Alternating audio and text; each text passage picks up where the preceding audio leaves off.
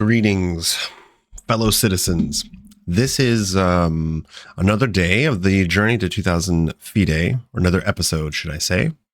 I'm not even going to keep count of like how many episodes, because quite frankly, there could be many episodes before actually being able to achieve 2000 Fide rating. But nevertheless, this is the round four, the round four, I believe, of the four national division, or fourth national division here in Paris, France, and quatre national. There are, just for anyone who isn't familiar, we are a team of 8. So there's 8 of us against another team of 8 people. And today seems like every day, every match we have is crazy in some way or another, but today really was pretty crazy.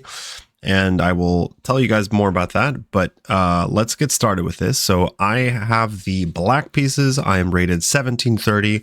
My opponent was Alexandre, rated 1759. Pretty even match here. I've faced some lower rated opponents lately and much higher rated opponents lately. This is a pretty even match. So, mind you, I have not won a single game in the N4 division thus far. I've had a pretty bad track record so far. In the other, the Knight division, which is a completely different division team, there's only 4 people. I've done okay. I've done pretty well. But, all right. So, I want to shout out to Go Gollum if he is watching this. I don't know if this is the person that you thought I would maybe be playing. For those of you guys who are unaware, one of our viewers and dear community members, often on the streams and the videos, shout out to him, somehow knew that the person that I might be going up against at the 7th table maybe would be this person. I don't know if this is this person, and I don't know how he found that information or not.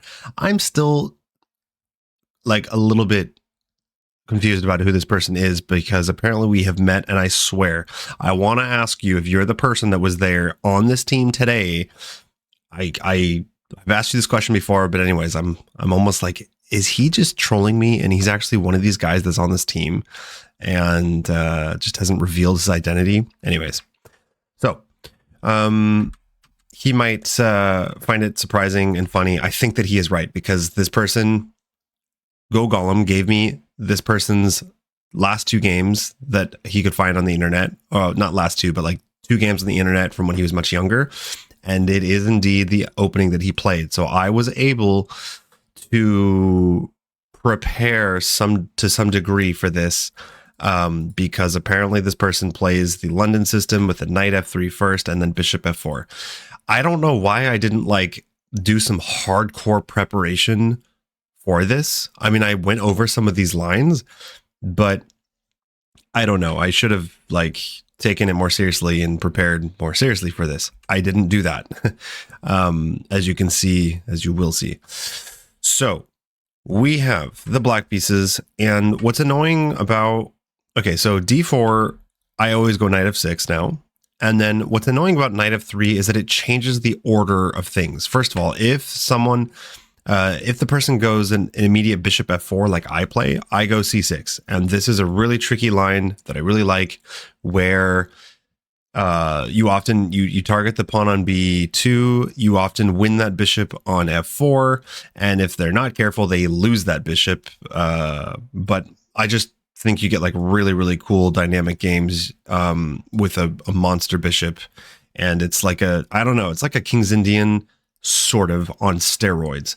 Anyways, but that isn't possible when they start with knight f3. So knight f3, I had gone over some lines, and I knew that d5, we'll just play a simple game here, d5. I knew that I was going to play a copycat variation if they played this, which they did. Here, this is very interesting, because just Friday, I did a rapid tournament, sort of just like, for fun, get my mind off of things, and a little bit to just prepare for Sunday. Just play some over the board chess, not take it too seriously, have some drinks. And I played a game where my opponent, I was playing white, my opponent was playing the copycat variation, and I had also just kind of gone over this particular line. And there's a trap that, well, it's kind of a trap where you play c4. This is the best move anyways. And then my opponent took here, and I had briefly looked at this line. I was like, okay, shit. Okay, I know that I take here, and the idea is to give the bishop b4 check, forcing the king to go up.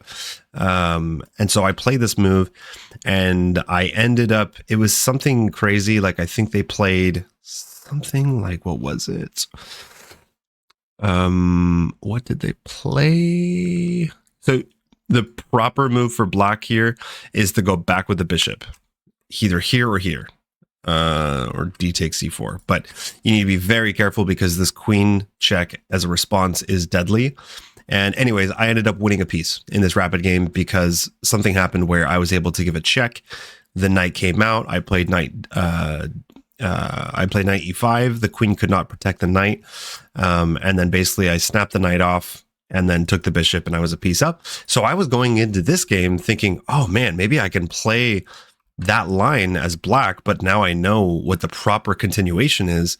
All they needed to do is play c4, and then I can go takes, check here, and then bishop back and be like, cool, we're chilling, and good luck, have fun with your king in the center. That didn't happen. And my opponent played a very reasonable bishop d3. And it's kind of funny playing against the London system because I am a London system player.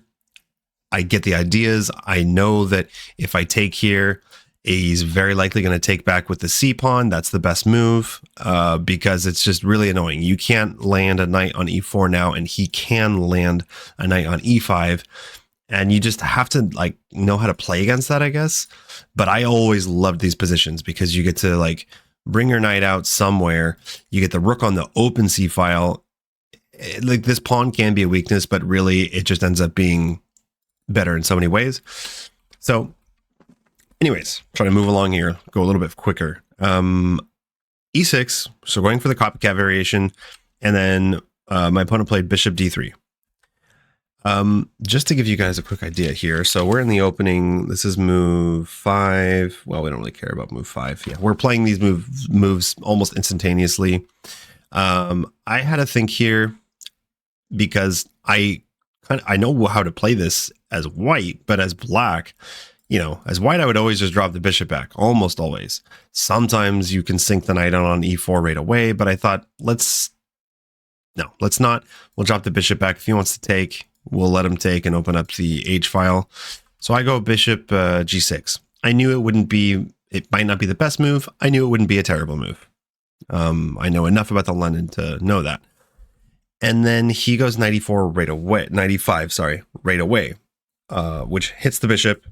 More importantly, like, yes, it sinks the knight here, but it also hits the bishop, and I have to make a choice. Do I let him take and give him the bishop pair, but open the H file, or do I just grab the bishop? In this case, I opted for just grabbing the bishop, and then he took back with the C pawn. And this was kind of an important moment because I recognize the position and how nice it is, how much I love playing this position as white. And I just couldn't really, I was trying to think how do I not like black playing against this? Because that's what I need to do, but I don't actually know what black is supposed to do here really. And so I kind of had to come up with this, on my own. I decided to just play normal moves and develop. Knights before bishops. I'm just going to develop my knight. The bishop's coming out somewhere. I'm kind of challenging the knight on e5. He cannot yet play f4. He'd have to drop the bishop back first, and so all that's not really possible. Knight d7, knight d2, and basically, so I opted for bishop d6 here. This just doesn't look good at all. He just plays a3. Bishop e7 looked a little bit too passive. Nothing else is really possible. I need to just get the bishop out and castle. There's nothing much to do. I think c5 would be a little bit premature here, but I wasn't sure. I can't play a knight h5 yet. I can't drop the knight in the center. There's only so many moves you can frickin' play if you know anything about the London system. There's only so many moves you can play here. And the best move is actually bishop e7. So I was wrong. Bishop e7 is apparently the top computer move. I played bishop d6. One thing you guys should know about this move is it's okay, but you need to be very careful, because let's say rook c1, and let's say you do something like this, you just lost the game because of this tactic. Knight takes on f7. Oh, hold on, there's a better move. Knight takes c6. Okay, so knight takes c6 is better. The idea is that the second you touch that that c pawn, the bishop is now undefended, and no matter where you go, the knight is going to have a square and a discovered attack that hits the queen or the rook or both. And I've won a lot of games with this tactic. It's very easy to remember, so maybe remember that. I knew that, and it's kind of annoying because now I can't really touch the c pawn though. This is solid. It's fine. I knew it was okay, but I couldn't really, I can't play c6 anymore. So anyways, but I opted for that and just told myself I'll figure it out later. Here, white played rook c1. Really normal move. It's a little bit frustrating because white just seems to have easy normal moves. Maybe it just seemed that way because I play this as white, and I've played it a million times, and I know that rook c1 is basically the best move. And I made a kind of meh move here by just responding rook c1. I don't need to play this move. I know I wanted to at some point, probably, but I don't need to. This is not under attack. I mean, it's under attack, but it's not really being threatened. The bishop's defending. The queen's defending. Maybe if he brings the queen to c2, I can think about it. But here, the best move is castling for black. I play rook c1, rook c8, sorry, castles, and then knight d to f3. Again, super reasonable, logical move. I'm seeing all these moves happen in real time in the game, and I'm like, yep, that's what I would probably play. Okay, this guy's playing like I would play, so how would I play against myself to challenge myself? What are the best moves here as black, etc., etc.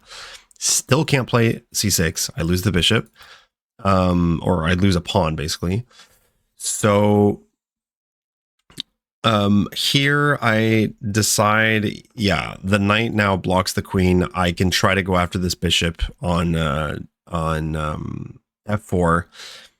I kind of missed this idea that knight takes, queen takes is forced, and then knight e5, and it's all but forced here, I think. Yeah, there's only one good move, and it's bishop takes. So it's basically forced. Bishop takes. And then there's two moves here. This would be awful. Makes little to no sense. I just figured this must be better for black, and I'm right. Of course, he's going to take with the bishop. And then came the decision. I opted for g6, but there was a decision here between knight back, and the computer kind of likes both. The computer, when I was analyzing it, was like, both are okay. I don't know. Bishop takes, pawn takes. This is kind of weird. I am opening up my king. He can give this check, but I don't think it's it's not crazy. Nothing really crazy is happening. I'll just slide the king over. You're not going to mate my king with just a queen, and good luck getting the rooks over here. And on the next move, I can bring a rook to the g file. So I just thought it's probably not bad, but I'm not sure. And I, after some calculating, decided I can play g6. Yes, this is weakening the dark squares, but I figured that for right now, my knight is defending the dark squares. And I don't know what else my reasoning was beyond that, but g4, I saw this move coming.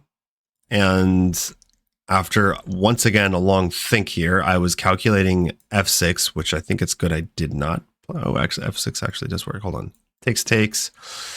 I haven't yet done an in-depth analysis. I'm going to go over this game and really analyze it first just by myself, and then with the Explorer tool, and then the analysis tool. But this is just for the video. So takes. And my only issue here, I thought this is kind of annoying. Takes, e takes d4. Whoa, okay. How on earth is this supposed to be good for me? This looks crazy. I don't know. I literally I have no pawns in front of the king anymore, but okay. The computer seems to think we're bringing the attack, I guess. Rook f4. Yeah, I mean, yeah. He'd have to move his king over first to bring a rook over. And my king's exposed, but he can't really. Okay, so rook f4 to stop, I guess, queen g4 check. And all right. But not something I easily saw playing in an over the board game. So I opted against this and I went knight g7, which is the best move, I guess. So that's okay. That's cool. My opponent plays g5, also the best move. But I wasn't sure about this move. I wasn't sure about it. G5, and I thought, okay, he wants to really anchor in the dark squares. And to be fair, I didn't really look at this move or see this move, but some of this was sort of intuition. Some of the, I don't know. I immediately saw that I can just hop the knight back to h5. Good luck getting in the dark squares. Okay, you want to try to like mate me. You'd have to get a queen here to f6 and mate me on h8. That ain't happening ever with the knight. I just thought, hey, like I'm not typically a fan of having, you know, knights on the edge of the board, but like this bishop and this pawn, bishop's kind of, it's good, but it's also kind of weird. This pawn is going to be a weakness if in certain situations. So I don't know, but I wasn't entirely sure. I wasn't entirely sure if I was better or worse. I figured we were even or white was slightly better here. White plays bishop f6. This move looked dubious, but I had to be careful. Obviously, he wants me to take, and then, you know, oh, I'm going to come and try to mate you. And that takes a lot of calculation to make sure that I'm not getting mated. You do still have to be careful, but it looked kind of weird. He's moving the same piece like how many times? The bishop has moved how many times? Same as my knight, but and this pawn is still going to be weak if this bishop is removed. I don't know. This move looked kind of weird for me, but I had to do some calculating. I don't know why I said that like that. Okay. We're here. And what I notice is that the king side, although I have this annoying bishop here, he's not really attacking anything and he's not threatening anything. He's not threatening anything. And it's pretty solid. Like it's not so easy to break open the king side. What, you want to play like f4, f5? You can't. And what, you want to play h4? Okay, go ahead. I have a knight here and that's the end of that attack. So like nothing's really immediately possible on the king side in terms of an attack. So then I kind of concluded, okay, I think the action needs to happen on the queen side now. I have a majority on the queen side, and I think everything looks more or less tied down over here for the moment. So I decided to go queen b5. And this is actually a miss. I think I had one miss in this game. By the way, guys, I'll just hold on one second here. The game review, I was pretty satisfied with. The game review gave me 94.3% accuracy. My opponent had 82%, and I had one miss and two mistakes. And this was apparently the miss. So h6 was best. That makes a lot of sense. I didn't see that move. Okay, wow. h6, but then f4, knight takes f6, h takes, and then I guess the idea queen d8, and he cannot save the pawn. Okay, wow. That's interesting. That's actually very interesting. I was trying to find ways to win that pawn because yeah, I can take the bishop at any time, and then this pawn, I did notice you can't defend it, or it's hard to defend. Hold on, takes. Yeah, okay. Here he wouldn't be able to. Queen f3 usually would defend it, but he can't after playing f4. So, anyways, I missed this. I played queen b5, and let me just check here. So knight takes f6. Knight takes f6 first is the best move, or h6. Knight takes f6 here. Oh, h6. Wait, what? Why doesn't this work? Queen d8, because he can immediately go queen f3. And if I go h6 first, then here, what is the difference? Just king h7 apparently. Okay, all right. I don't really get that. I'm not getting mated right away, but I don't win this pawn. Anyways. So, oh, Jesus. You weren't supposed to see that. Queen b5. All right, queen b5. I'm just putting some pressure. I'm trying to attack the queen side. Mind you, this is still even. This is still more or less dead even. So this is a miss, but it's not like dead lost or anything. He goes rook c2. All of the moves after this were pretty predictable, like just double or triple up on the c file, right, and put pressure here. I was keeping an eye on this move, bishop e7, hitting the rook, and in the case that I play c5, it also adds an attacker to c5. And I saw this a bit too late because I wanted to play c5 right away, and I realized that there was bishop e7, rook here, and then just he wins a pawn. Bishop takes c5. Like straight up, just I lose a pawn. And I am not a big fan of losing a clean pawn, especially in classical games. So I decided to go for b6 to prepare c5. I kind of just figured there's no immediate threats that I see from white and that I had the time to do this. But this is a mistake. And again, it wants h6. The computer wants h6. So it really, really wanted this plan. I went b6, queen d2. Now c5 is good. Still h6 is best. So I really missed this h6 move. Okay.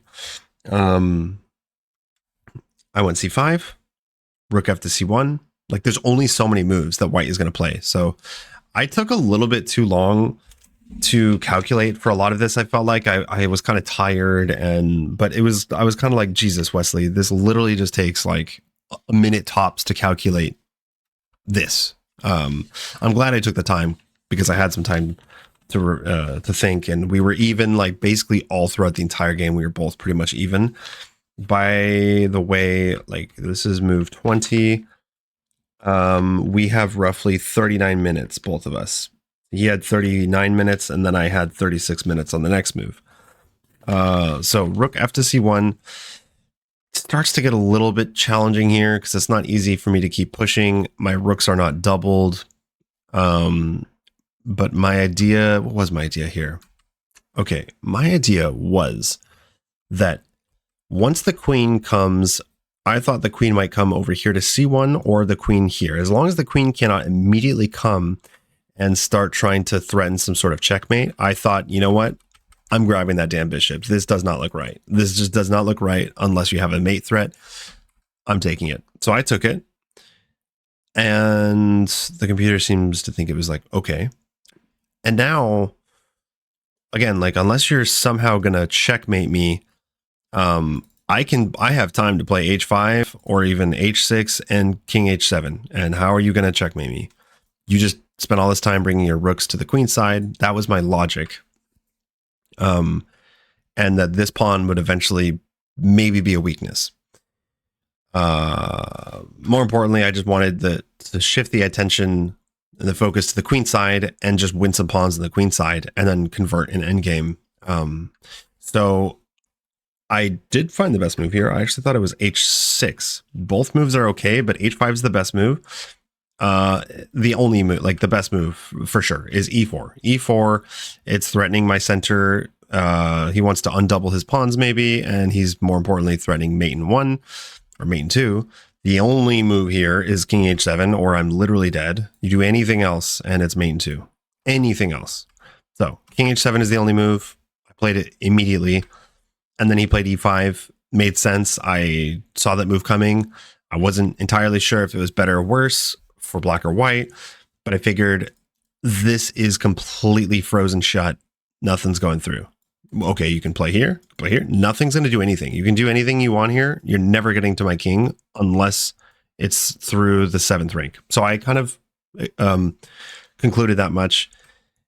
But then it was like not super obvious to me how to continue on the queen side. I saw the move b4 was a pretty big threat, and I saw that I can't really double up the rooks, unfortunately.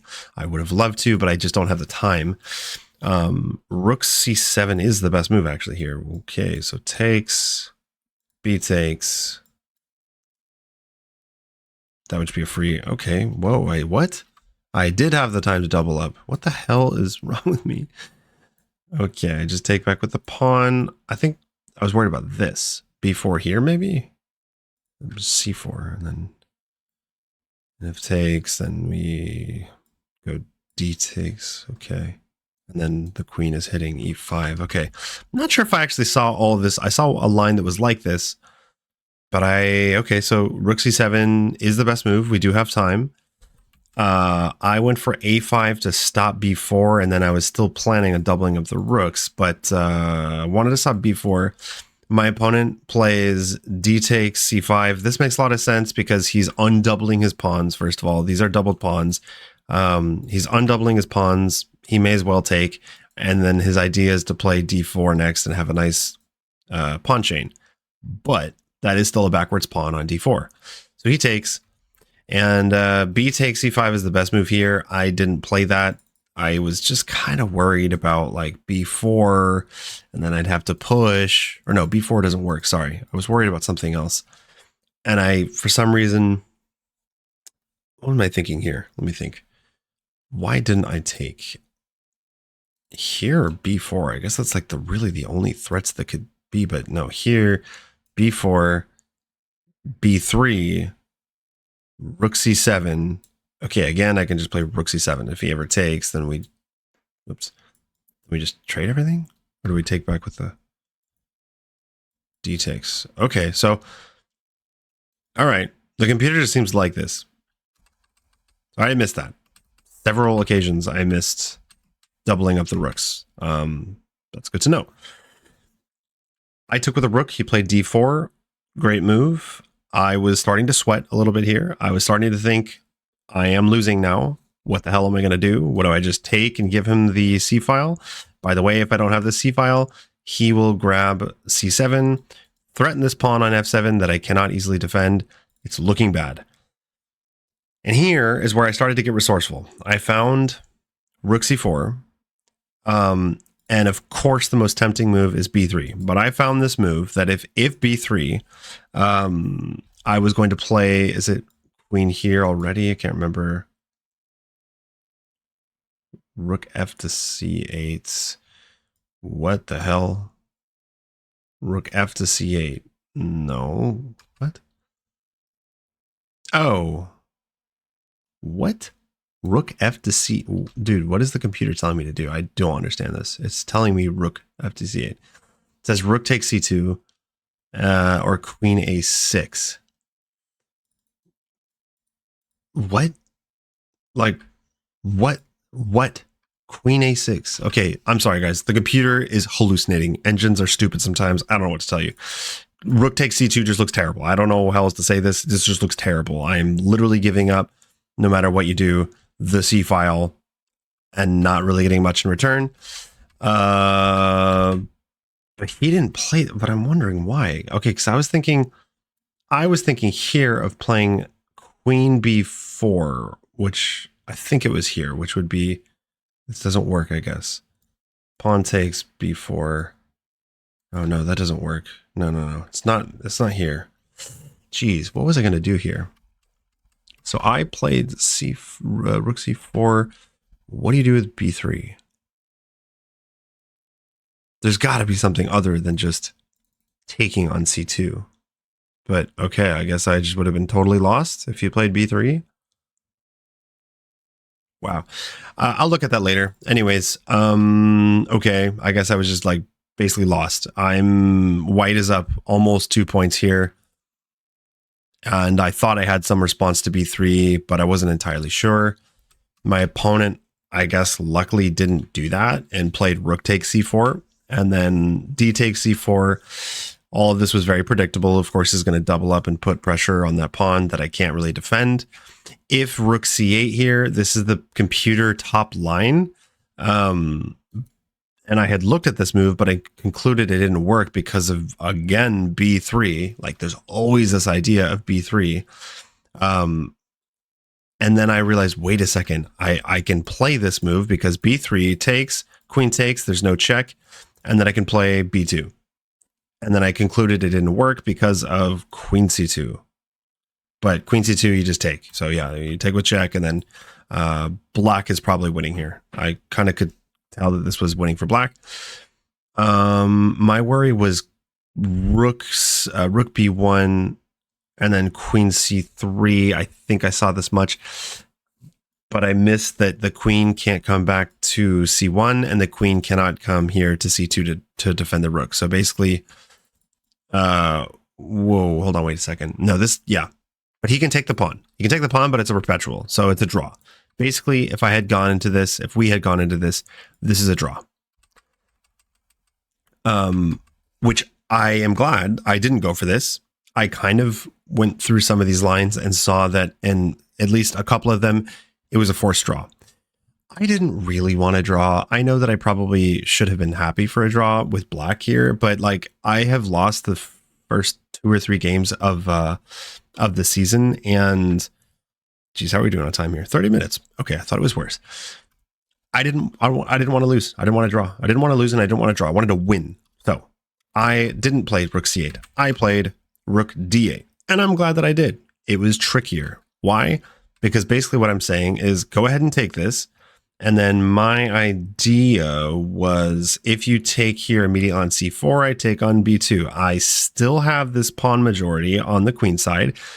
Yeah, you might be able to come down here to c7 and attack my rook and attack f7. But not really, because I'm hitting your rook. I'm hitting this pawn here. I have some checks, and I just figured I would be okay here. Out of curiosity now, I'm wondering if takes, what do we do after queen c7? Whoa, rook takes d4. We let them take on f7. I'm assuming king h6. What? And then queen c7 again. Why? Why? What am I? Because he has to. Oh, he has to go back to protect the rook. Okay, so actually, this was never an idea. But that was my thought. If he takes right away, I take on b2. And if he doesn't, which is what he did, then I'm going queen d5. I always am threatening to take on d4. And then every other pawn is going to fall. And I think that if this exchange benefits me more. So what I was calculating was takes, let's see, takes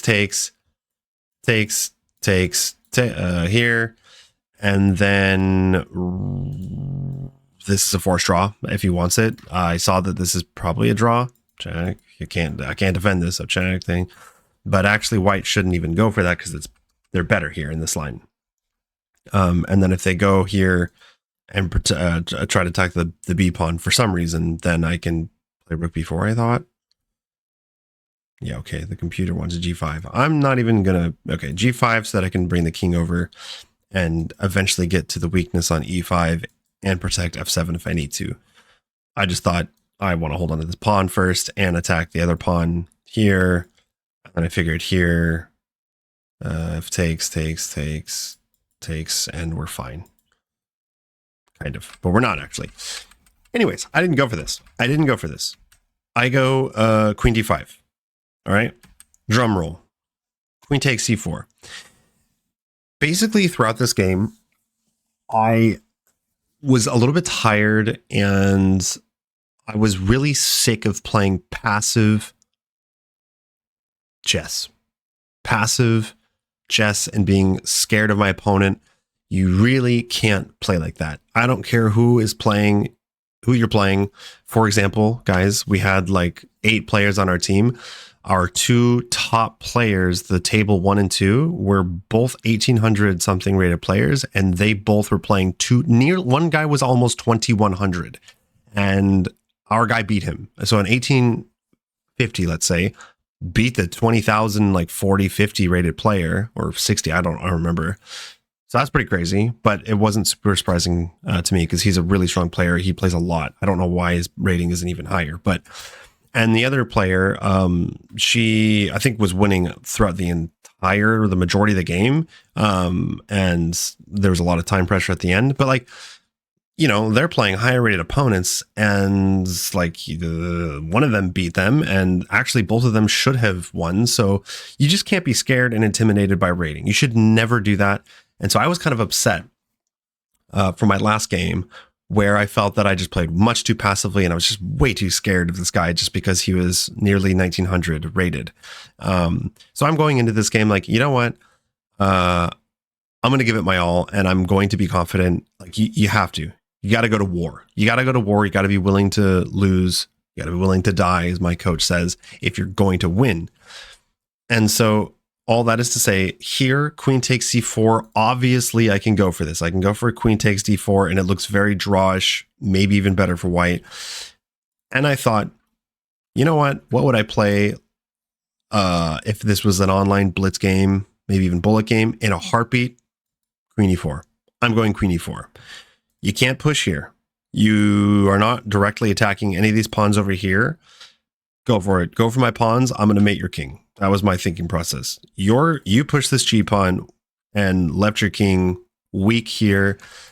I'm going for the jugular. That was my thinking process. And I'm so happy that I played this move. So I had calculated this. Instead of taking on d4, queen e4.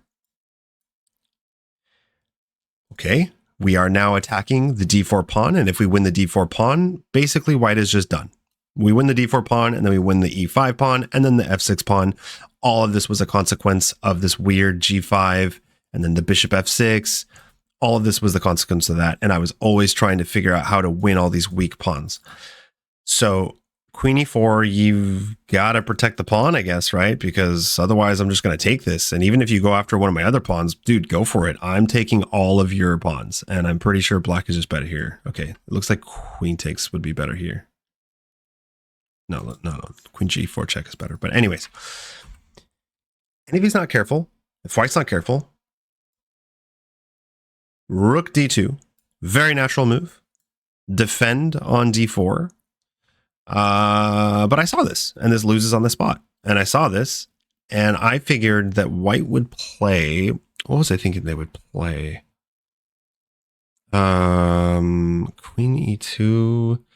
I was thinking that they would play rook e2. Rook e2, which is the best move, but it also says queen e2 is the best move. So both are just really good moves.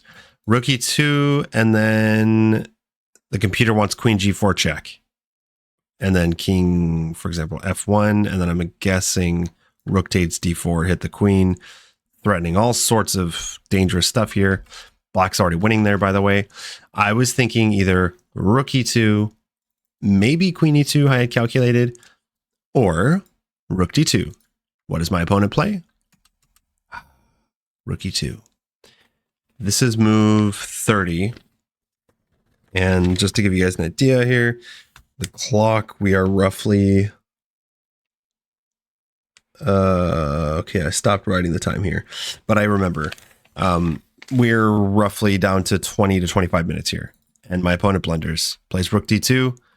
I have queen e1 check, forking the rook and the king. The king has no other square. This is all forced. King g2. I pick up the rook, go ahead and attack my rook and fork the f7 pawn. That's the end of the checks. I had seen that I'm totally safe here. If he were to go for this, I just kind of figured I get the rook and like the rest is game over. The king is so weak that, okay, you can go for this weakness on f7, but I'm going to mate your king before anything happens. But once this actually came about, I saw that, okay, I can take on d2. What's the only move that white can play to try to even try is queen c7, because at least he wins the pawn on f7 with a check. So then I calculated this. Queen e7 check. This is crazy. It's actually mate in 22. And then king h7, the queen has one more check, and that's the end of the checks. There are no more checks. So he can either play queen g7 check, and then just queen g5. He can sack the queen if he wants to. That's one option. But yeah, so either queen g7 check or queen f7 check. Queen f8 check. He played queen f8 check. And, oh, he didn't actually. I'm sorry. Hold on. Here, he takes king h6, h3. So, yeah, I mean, at this point, he's clearly just trying to hold on for dear life and prevent a checkmate, because I was going to do rook g4 check. So he plays h3. I give a check.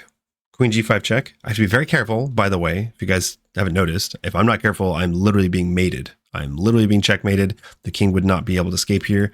So you do have to be precise and careful. I did still have to like calculate and be careful. But queen g5 check, king h2, queen e5 check, and picking up the pawn. Why not? Because I'll have more checks afterwards. And then here I figured queen e4 check. Maybe he wants to try to come with the queen and stop ideas of checkmating to take this diagonal. So I figured queen e4 check. This queen is covering like literally everything. And then here I was thinking he would play. What was I thinking he would play? Probably like King H2, and then Rook D1. Yeah, Rook D1. And now you see he can no longer go to like Queen B7 to stop that, and then I can play Rook H1 wait, Rook H1 mate. He didn't play that. He played F3, and like, come on, like clearly it's game over. You either have a ladder checkmate or you have this. So Rook check, and then we had H4 checkmate. If you have made it this far, I don't even know how many of you will have made it this far, or even how many people will have clicked on this video, because lately my videos don't get many views because YouTube likes to send channels to the fucking graveyard when you stop uploading for more than like 2 or 3 weeks. Anyways, if you have made it this far, I appreciate it. I really do appreciate you guys watching and commenting, supporting. Please check out the Discord if you would like. I'd like to get that thing up and running again a little bit more. And then lastly, I just want to mention and announce yet again that I am releasing a Patreon page as well as a YouTube membership page, which is essentially for those of you who are especially beginner chess players and even intermediate chess players, whether you're below 1000 ELO or below 1500 ELO.